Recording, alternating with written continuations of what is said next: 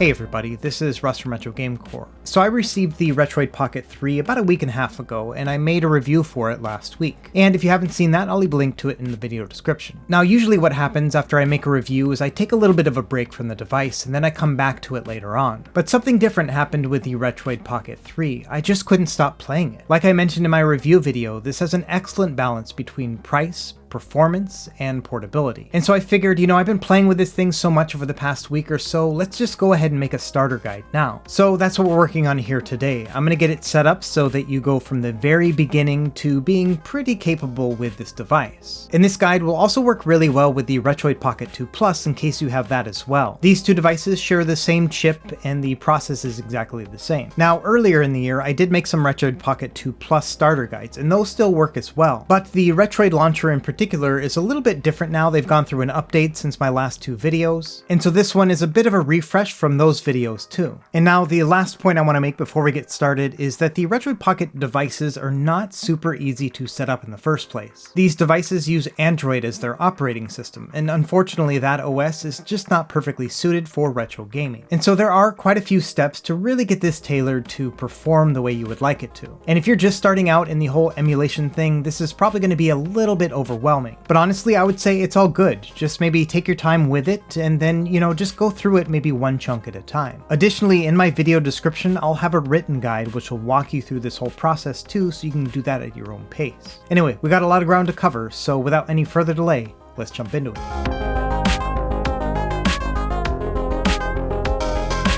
Okay, when you boot up the device for the first time, it's going to give you this little Android setup menu here. It's very similar to like setting up a new phone. Here you're going to want to connect to the Wi-Fi and then set your time zone, things like that. It'll ask you to enable Google Play services. I would select yes, that'll give you access to the Google Play Store. They also have an option to install up to 30 pre-installed apps. Now the idea here is that these apps have been tailor-made for the Retroid Pocket experience, but honestly I'm not buying it. I think you're better off getting the Google Play Store versions and keeping those up to date. However, there are three that you could consider getting. That's going to be the Citra Enhanced app, as well as Dolphin for handheld, and then Aether SX2. Now these emulators work for the PS2, GameCube, and 3DS, and if I'm going to be perfectly honest, those three systems do not run well on this device anyway. But if you want to try them out, then I would grab these apps to use. Anyway, after you've picked your apps here, it's going to give you some options in terms of launchers. We are going to use the RP3 launcher later, but for now, let's pick the AOSP one instead. And that's really it for the initial configuration. Next, you'll be greeted with a typical Android interface. And as you can see, I have those three apps that I pre-installed here at the right. The first thing I recommend doing while we're here is to go into the settings and make just a couple tweaks to enhance your experience. Number one, I would go down to the display section and then go into advanced and screen timeout.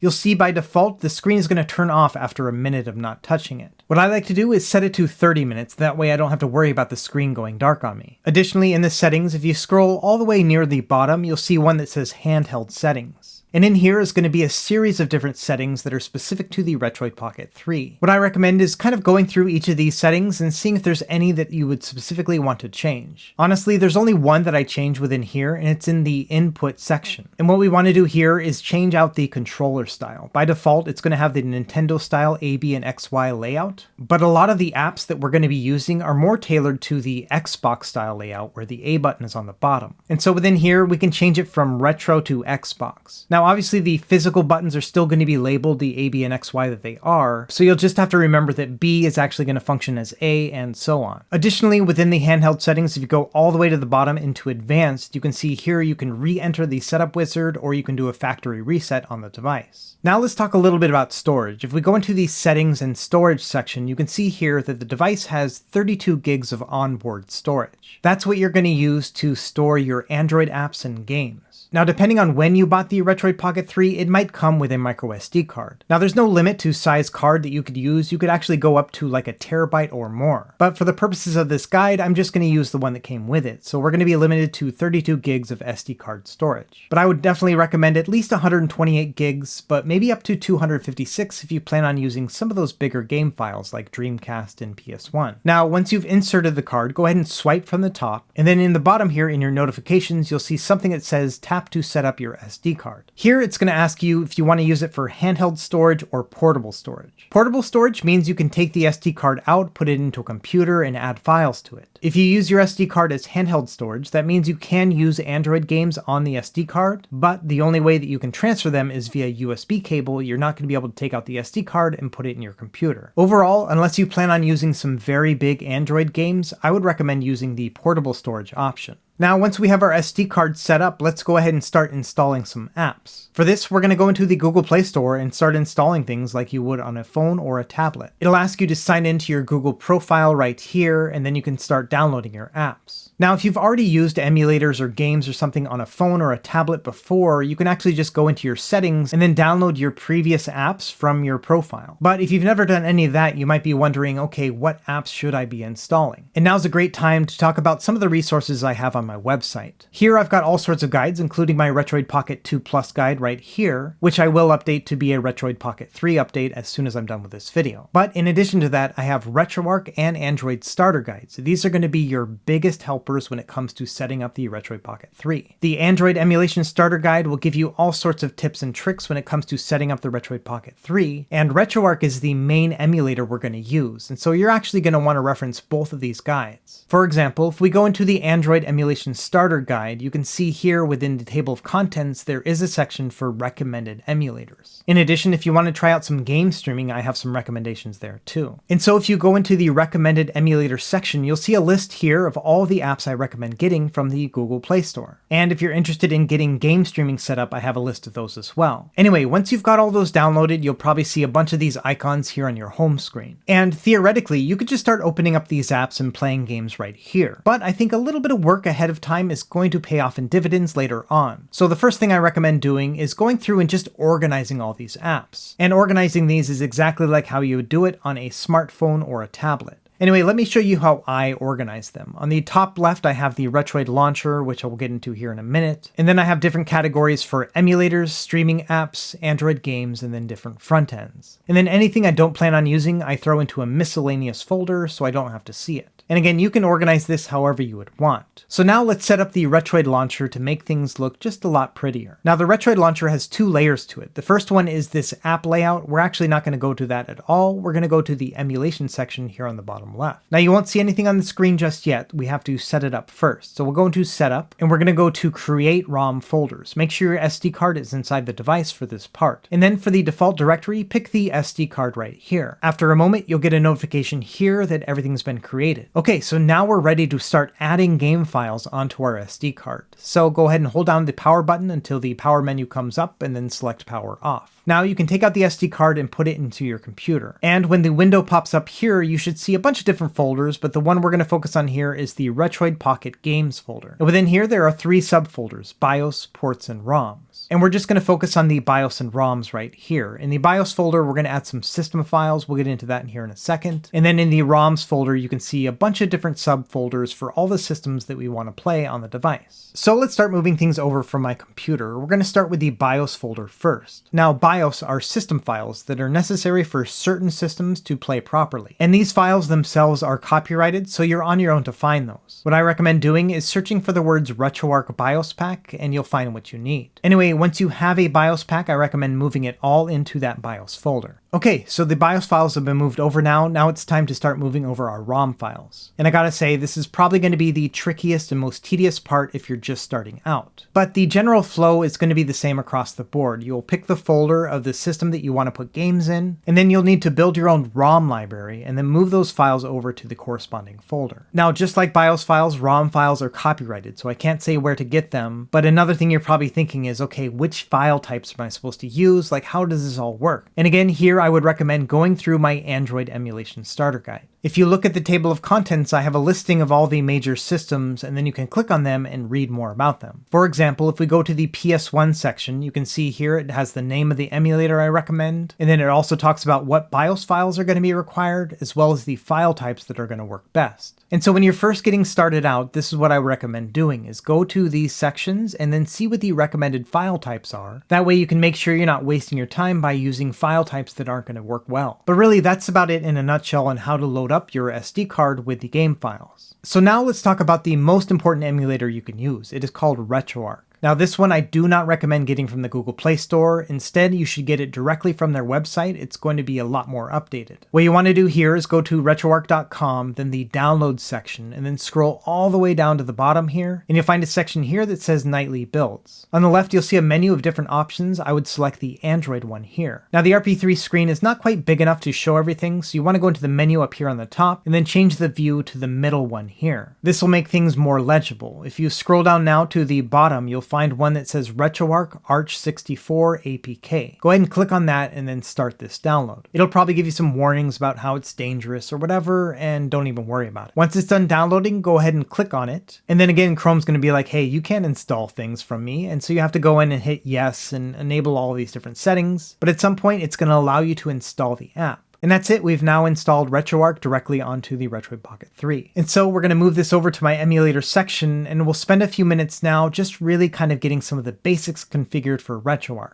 And this will be super important for all of those low-end systems, basically everything up to 32-bit. And then when it finally opens, it is going to extract some files, and then you'll be ready to start working on it. Now, like I mentioned earlier in the video, I have a complete RetroArch starter guide. This is not a very easy app to learn from the get-go, but once you've got it down, it's going to pay off tenfold because you can use this on a number of different systems. And in this video here, I'm not going to get too much in the weeds about RetroArch, but I do want to show off some things that are very specific to the Retroid Pocket 3 to help you get on your way. Number one, the most important thing you can do is go into the main menu here, go into Online Updater, and then select the Core Downloader. Within this menu, you can go in and start installing all of the emulators that you want for specific systems. And so the process here is to basically just go down the line and grab the ones you want. And again, if you're just starting out, I bet you're thinking, well, what are the ones I want? I have no idea what to do. And at the risk of sounding like a broken record, then go to that RetroArch starter guide, because within here I have a list of all the recommended cores. And in RetroArch lingo, a core is just a fancy word for an emulator. And so yeah, within here you can see I have a listing of all my preferred RetroArch cores for the most popular systems. And so you just want to go here, look at the name of the system, and then pick out that core and make sure you download it. And it's okay if you download more than you need. These files are fairly small, so it's not going to take up much space. Either way, I would recommend going through my RetroArch guide and grabbing those preferred cores. And like I mentioned before, there are quite a few nuances to RetroArch, so I recommend checking out this starter guide video as well. I know it's kind of weird for me to tell you to watch a different video while watching this video, but trust me, it's going to work out. If I tried to show you every little RetroArch thing all over again, this video would be an hour long. So for the rest of this RetroArch section, we're going to focus on the things that are specific to the Retroid Pocket 3. So here we are back at the RetroArch menu. It looks a little bit different because I've changed the menu driver. Again, I show you how to do that in that other video. Either way, let's get into the settings and change some of these RP3 specific ones. First thing I recommend doing is going into the settings section, then go into inputs, and then scroll down near the bottom. You'll find one that says port 1 controls.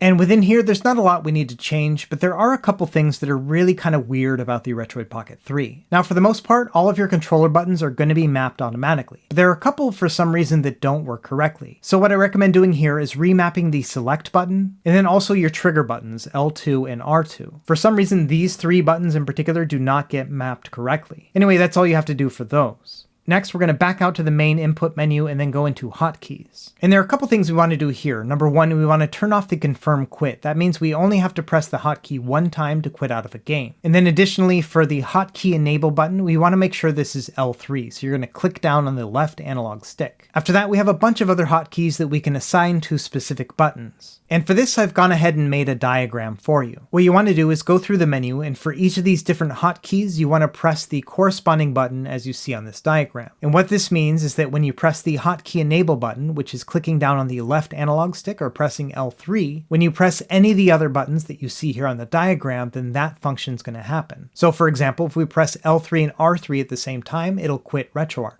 Or if we want to enable a fast forward toggle, then we would hit L3 and R2. And so essentially that's how hotkeys work, and this is the layout that I recommend right here. Now if you have a Retroid Pocket 2 Plus and you're watching this video, I also made a diagram for that, and this is it right here. The main difference here is that the Retroid Pocket 2 Plus does not have a clickable L3 or R3, and so for the hotkey enable button, I recommend using the select button. Okay, once we're done setting up those hotkeys, we have a couple other configurations that I recommend. First, let's go into the saving section, and then navigate down here to the autosave state and load state automatically. You want to turn these two on, and what that means is when you close out of a game, it's going to save your state, and then when you load up that game again, it's going to automatically go to where you were last. Additionally, if you go into the frame throttle section, you'll see that there's an option for the fast forward rate. By default, when you press fast forward, it's going to go as fast as it possibly can, but if you wanted to have a set number, like a 5x fast forward, you could set that here. Now, when using RetroArch, for the most part, you'll get a bunch of on-screen notifications when you start up a game. If you don't want to see those every time you start up a game, you can actually just go in here and turn them off. That'll give you a more clean gaming interface when you start up these games. It makes it a little bit more seamless. Additionally, I recommend going into the on-screen overlay section and then turning off display overlay. By default, RetroArch is going to show a bunch of buttons on your screens, and you don't need that because your device already has some buttons. So that's going to make it clean as well. And finally, the last thing I would focus on here in the settings menu is retro achievements. What you want to do here is turn these on and then turn off hardcore mode, and then you want to add your retro achievements username and password. You can get that from retroachievements.org. It is free to sign up. There's a couple other retro achievements options within here. For example, you can turn on a sound every time you unlock an achievement, and so on and so forth. Either way, those are the basic settings I recommend setting up for RetroArch. Now, once you're done with all those, make sure you go into the main menu, then select Configuration File, Save Current Configuration. Okay, so now we've added all our game files to the SD card and we've set up RetroArch with the very basics. And so now it's time to go into Retroid Launcher and actually set up our emulation front end. Now, even though we've added all our games, you're not actually going to see them on your systems list yet. What you want to do is go into the system section here on the bottom left, and then you want to choose all the systems you want to see on your main menu. Now, I've already mentioned it earlier, but GameCube, 3DS, Wii, PS2, none of those are going to work very well on this system. They are available options here in this front end, but we're not going to focus on those. We're going to focus on the ones that play really well. And so I'm just going to go through here and choose all the systems that I actually added games to on my SD card. And as you can see, there's quite a few options to choose from. Anyway, once you've made your choices, you can go down and hit OK, and you'll see all of these now appear. And I think this interface looks great. It reminds me a lot of a Nintendo Switch, but it's super clean and nice looking. Also, if you go up to the very top left and hit that little circle icon, you can change it into dark mode if you would prefer that. Anyway, now that we have all the systems showing up, we now need to point them to our games list and make sure that they are running the correct emulator. So let's go ahead and start with the very first one with Game Boy Advance. We're going to open it up and it's going to be blank again, but in here we want to select the ROM section. From here, we want to go to Add a Game Path and then select Default SD Card Directory. From there, you want to press the Scan button. You're likely going to get a notice here that says, hey, we weren't able to find all of them. Just go ahead and hit OK. From here, it's going to take a minute to scan through all of the games in your Game Boy Advance folder, and then after a minute, you'll see them all pop up. Now, initially, you're just going to see a bunch of letters, but as you scroll down, you'll see that it'll start populating it with the box art. And it might take a second for them to appear, but for the most part, as long as you've named the ROMs correctly, they should show up just fine. Now, it's not perfect, and some games will not show up. For example, of all these Game Boy Advance ones, there's one where the box art didn't show, and that's for Super Puzzle Fighter 2 Turbo. Now, luckily, we can manually add our own box art. What you want to do is hold down on the A button, and then this menu here will pop up. And you've got quite a few options here, including just removing the game from your list altogether. But here what we want to do is select box cover. If you already have a box cover saved, you can grab it right there. And you can also use the game's database, but honestly, it's kind of unreliable. I think your best bet is just to use Google Images. When you first try it, it's going to say, hey, make sure you download that file. And we're going to do that here. So we'll select Don't Show Again and then press OK. This will swap us over to Google Chrome, and it'll do a Google image search for the name of the game that we have in that menu. And so here, as you can see, there are listings for Super Puzzle Fighter 2. And right here is the Game Boy Advance box art. That's the one we're going to use. And so you want to tap on the image here, which will make it show up under a black background, and then long press on that image, and it'll bring up a submenu on the bottom left. And here you can scroll down till you find the option to download the image. And as you can see, it's now downloaded that JPEG file. From here, we can press the back button to back out, and look at that, we now have the box art for that game. And so now in terms of box art and having our games show up with Game Boy Advance, we are good to go. And the next step is to set up the emulator. Now, by default, if you just click on a game, it's going to give you an option to manually or automatically download a RetroArch core. But if you remember earlier, we already downloaded all our RetroArch cores, so we don't need to do any of this. We can back out of this menu, and instead, I recommend going down to the Edit section here on the bottom left. And here it'll give you an option to choose which emulator you want to use to run your system. And for Game Boy Advance, I recommend downloading and using the MGBA core. So we're going to select RetroArch MGBA because that's the one I downloaded. After that, you don't need to change anything else. You can just press the save button and now you're good to go. It now knows to open up the MGBA emulator core within RetroArch when you start up the game. And as you can see here, it works just fine. And it logged me into my Retro achievements. Everything is working just great. And so this process that we just did for Game Boy Advance, where we added our games, then got the box art, and then added the emulator, is exactly what we want to do for the rest of the systems within our menu. So let's do one more just for practice. We're going to go into Game Boy Color, go into ROMs, and then select Add Game Path and Default SD card directory. From there, we'll press the scan button, the notice will come up, we'll press OK, and then we'll give it a minute to read all the games. Then as we scroll down, you can see it's going to download all the box art. But just like with Game Boy Advance, there's one here where it didn't work. So let's go ahead and long press on this. We'll select box cover here, then Google Images. Then when Google Chrome pops up, you'll see a bunch of different options. We'll pick this one here. It looks pretty good. And then we'll press it and then select download image and then back out. And yeah, there we go. We now have the box art. And then finally, we'll go down to edit and choose our emulator. Luckily, by default, it's using the Gambate emulator, which is the one that I recommend. So we don't have to do anything else. We can just go ahead and start up a game. Now, while we're here, let's go ahead and make this a little bit prettier looking. We're going to go into the RetroArch quick menu by pressing L3 and the X button. And then we're going to navigate to the shaders section here. We're going to turn on shaders and then go to load and then pick the shaders GLSL folder. From here, go ahead and scroll down to handheld and then navigate all the way down to LCD3X. Now, if we back out here, go back to quick menu and resume, you can see there's a nice LCD grid layer on the top, but it makes the game look a little bit dark. So let me show you how to fix that real quick. We're going to go back into the quick menu and go back into shaders, and then we're going to go into shader parameters. Within here, we're going to select Brighten LCD and we're going to move it from 4.0 to 8.0. And yeah, look at that. That now looks perfect. We can go back into the quick menu, go into shaders, and then save, and then select Save Core Preset. What that means is anytime we open up a Game Boy or Game Boy Color game, it's now going to show that nice LCD grid layer on top. So let's go ahead and test that out. We're going to go into the Game Boy section, and by magic, I'm going to add all my games so you don't have to see that all over again. And now when we start up a game, as you can see, it does have an LCD grid layer to it, and it looks great. However, the game is in black and white. Let me show you how to fix that as well. We're going to go back into the quick menu. We're going to go into Core Options, Game Boy Colorization, and change that to Internal. Under Internal Palette, we can pick whatever we want, but my favorite is called Special 1. Additionally, within this quick menu, I recommend going down to Interframe Blending and change this to LCD Ghosting Accurate. And I know I'm just breezing through all this super fast, but all of this is in the written guide as well. Anyway, once we have that set up, we can go and resume the game, and now we have this nice kind of green tone to everything, and we have an LCD grid shader, as well as a little bit of ghosting to just make it feel like an old Game Boy screen. And so that's just a taste of some of the customizations you can do once you get more familiar with the Retroid Pocket 3 as well as RetroArch. One other thing I want to show off real quick, if we close out of the game by pressing L3 and R3, it's actually going to save where we were in the game. And so if we start up the game again, as you can see here, it takes us right back to where we were when we closed out the game last time. So that is super handy. Now let me show you a couple other things when it comes to the menu. For example, I mentioned those BIOS files earlier in the video. If we try to open up a system like, say for example, Sega CD, this one does require BIOS files. And when we try to open up, you'll see that RetroArch won't actually start. In fact, if you leave it on the screen long enough, the game will actually crash. What we're going to do is press the home button twice to get back to the main menu. And so now let's set up our BIOS files properly. What you want to do is go back to the main menu, go into Setup, and you'll see there's an option that says Move BIOS. And what that's going to do is it's going to copy all of the BIOS files that you moved over onto the SD card, and then it'll put them in the system folder that RetroArch is actually looking in. And so now if we go back to Sega CD, as you can see here, it is booting right up. And so you only have to do this one time, and all the other systems that require BIOS are going to work fine.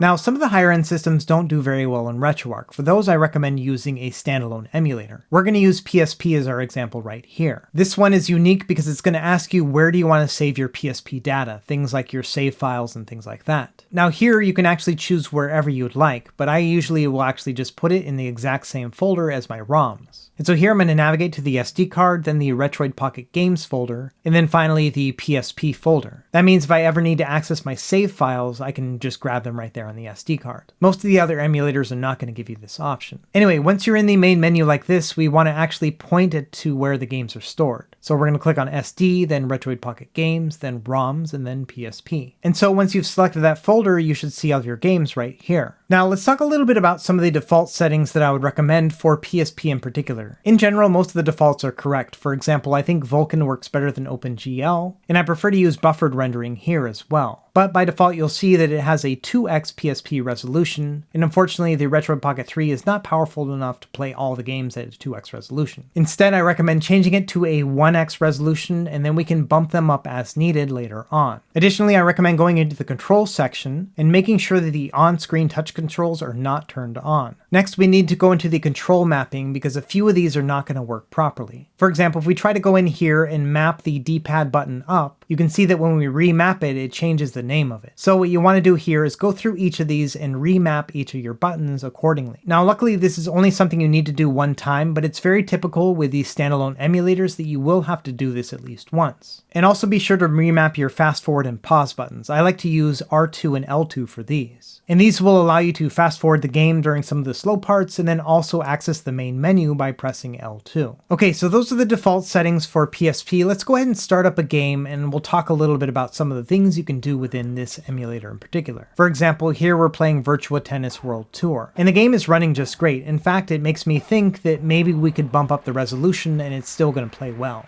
So we're going to press the L2 button to open up the main menu, and we're going to select Create Game Config. Now, any of the changes that we make are going to be specific to this particular game. And so here we are back in the game at a 2x resolution, and it's still running great. And so I would recommend going through your games. If they're playing really well, see if you can bump it up to a 2x, and if they do work, then that's going to be awesome. But if they don't, the games still look pretty good at a 1x resolution too. And so across the board, anytime you use a standalone emulator, for example here with Redream, you are going to want to go through and remap your controllers because the automatic configuration is probably not going to be correct. And again, luckily you only have to do this once. In particular, the select button and the left and right triggers are usually not going to work properly. And also within some of these standalone emulators, they'll have options for things like turbo or fast forward, or also an option to easily exit the emulator too. For example, with Redream, I like to set it to the R3 button. That means all I have to do to exit a game is press R3 and I'll be back in the main menu. Now, I'm not going to go through and show you the preferred settings for every single emulator under the sun, or else we'd be here all day. But luckily, in my Android starter guide, I do have them all listed for you. So if we go into Sega Dreamcast and Redream, you can see all of the recommended settings for this app in particular. Additionally, the Retroid Pocket 3 has a 16:9 display, which means that widescreen hacks are going to work really well for this device.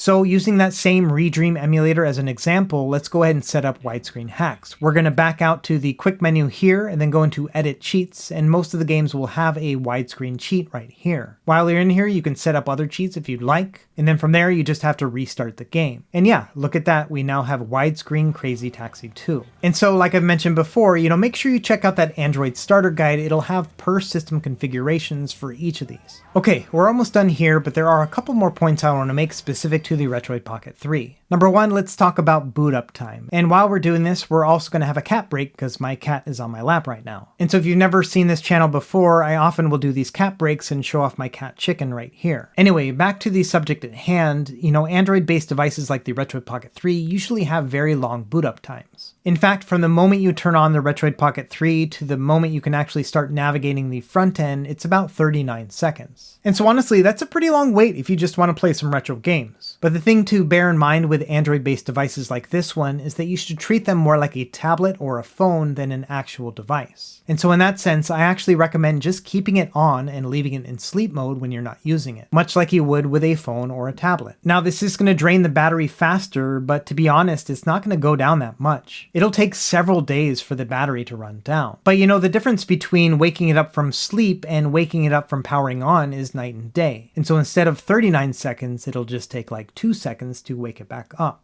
Okay, a couple other random notes here. For arcade games in particular, the box art scraping within the Retroid frontend is pretty lousy. In fact, I would say at least 25% of your games are not going to show the proper box art. And so that's just something to bear in mind, as you will have to spend some time actually manually adding that box art for those systems in particular. It's kind of a pain in the butt. Now, another thing I really like about the Retroid Launcher is you can change the view within the games list menu. So instead of seeing these box arts like this, you can go down here into the bottom and change the view. The first change will give you the letters on the right side so you can navigate directly to those letters, but if you press it twice, it'll give you a text list with the box art on the right side. And for me, this is my favorite way of navigating through the games, because not only can I see the box art as I'm scrolling through, but I can see the full name of the game very easily as well. And additionally, if you have those systems where maybe you didn't scrape all of the box art correctly, it really kind of doesn't matter because you can see the text on the left anyway. Either way, this is my favorite view, and I wanted to make sure you knew how to change that right there.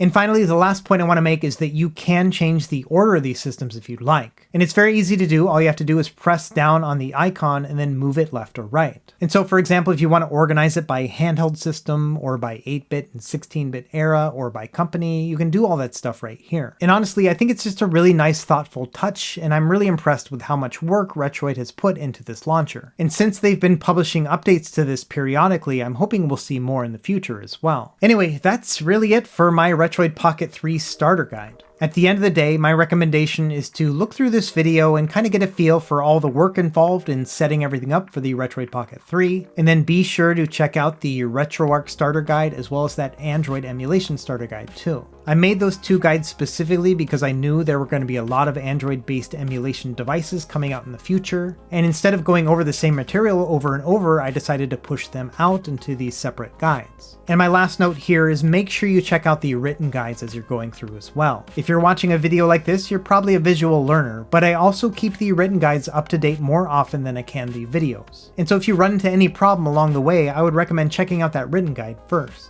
And if you run into any other issues, just let me know in the comments below and I'll try to get back to you. Either way, I hope you enjoyed this video, and as always, thank you for watching. Be sure to like and subscribe if you found this helpful, and we will see you next time. Happy gaming.